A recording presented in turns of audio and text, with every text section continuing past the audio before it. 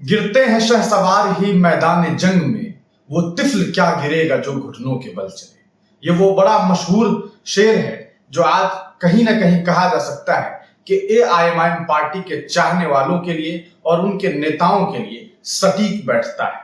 यही वजह है कि खुद बिहार प्रदेश अध्यक्ष एआईएमआईएम पार्टी के अख्तरुल ईमान भी इस शेर को गुनगुना रहे हैं। आप तमाम लोग जानते हैं कि देश भर में लोकसभा का चुनाव हुआ, आपने परिणाम भी देख लिया। आज 400 पार करने वाले जो लोग थे उनका हाल ये हुआ कि वो 300 का आंकड़ा भी पार नहीं कर पाए। लेकिन ऐसे में बात करेंगे एआईएमआईएम पार्टी की, यानी कि मजलिसे इत्तेहादुल मुस्लिमीन, जो कि असदुद्दीन ओवैसी की पार्टी है। उन्होंने बिहार में 8 सीटों पर चुनाव लड़ा। खुद असदुद्दीन ओवैसी हैदराबाद से चुनाव लड़े, महाराष्ट्र के भी कुछ सीट पर इन्होंने चुनाव लड़ा, लेकिन सिवाय असदुद्दीन ओवैसी के किसी भी नेता को कामयाबी नहीं मिली।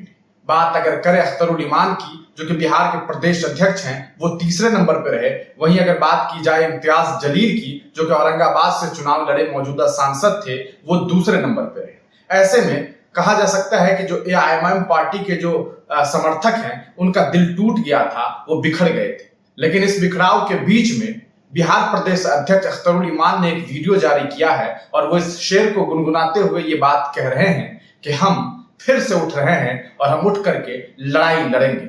यह अलग बात कि हम चुनाव हार गए, लेकिन हम शुक्रिया अदा करते हैं उन तमाम लोगों का जिन्होंने हमें वोट दिया। बिहार के 8 सीट पर हम चुनाव लड़े, उन सीटों पर जहां हमें जितने लोगों ने वोट दिया, हम उन्हें मुबारकबाद देते हैं और उनका शुक्रिया अदा करते हैं। सुनिए अख्तरुल ईमान ने क्या कुछ बातें कही। आज के सभी सदाइयों, कारकुनों और मुख्तलिफ पार्लियामानी हल्के के वोटर हजरात, इलेक्शन खत्म हो चुका है, रिजल्ट आपके सामने में है।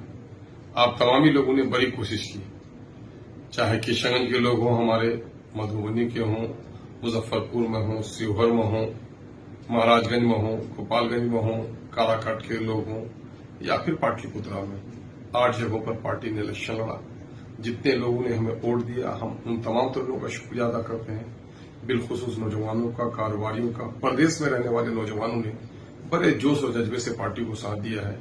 मैं तमाम तर वोटर हजरात का और उन तमाम तर लोगों का जिन लोगों ने इलेक्शन में दामे, दिरमे, कदमे, सुख ने साथ दिया, पार्टी का झंडा बुलंद करने के लिए जो लोग बाहर से तशरीफ लाए, हैदराबाद के हमारे लोग आए, यूपी से आए, दिल्ली से आए, झारखंड से आए, बम्बई से लोग आए, ऐसे मुख्तलिफ मुकामात से आने वाले उन तमाम तर मोहसिनों का भी हम शुक्रिया अदा करते हैं।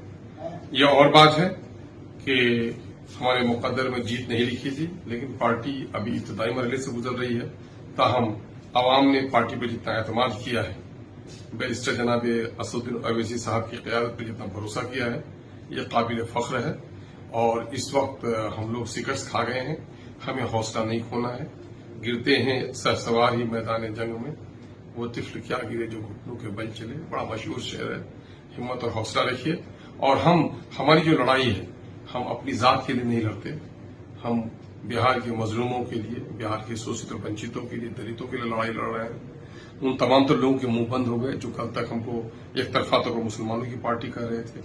हम लोगों ने 8 उम्मीदवार खड़े किए, 8 उम्मीदवार में से 4 हमारे गैर मुस्लिम भाई थे और उन तमाम तर लोगों के जबान बंद हुए। ये बड़ी बात है। पार्टी तमाम तर दलित में, गैर मुस्लिमों में और मुसलमानों में मकबूलियत बढ़ा रही है और सीमांचल से निकलकर बिहार के दूसरे मकामात पर आई है। हम आप तमाम तर लोगों का फिर एक बार शुक्रिया अदा करते हैं कि इलेक्शन को बड़े जोश और जज्बे के साथ, बड़े होशमंदी के साथ आपने लड़ा है। हौसला नहीं खोना है, बल्कि इससे कई गुना जोश और जज्बे के साथ, मनसूबाबंदी के साथ आगे 2025 में या उससे पहले भी असेंबली का इलेक्शन हो जाए, उसके लिए हमें भरपूर तैयारी करनी है। और हम आप लोगों का फिर एक बार शुक्रिया अदा करते हैं। बहुत बहुत शुक्रिया। अस्सलाम वालेकुम। तो दोस्तों, सुना आपने अख्तरुल ईमान को। ये बिहार के प्रदेश अध्यक्ष हैं एआईएमआईएम के।